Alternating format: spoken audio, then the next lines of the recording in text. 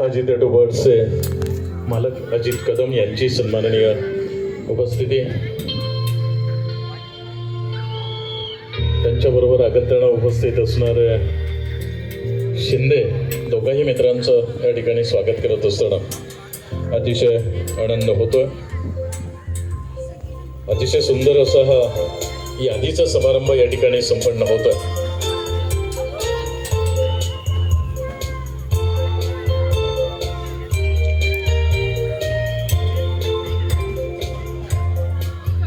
स्टेजवरती यादी लिखाणाचं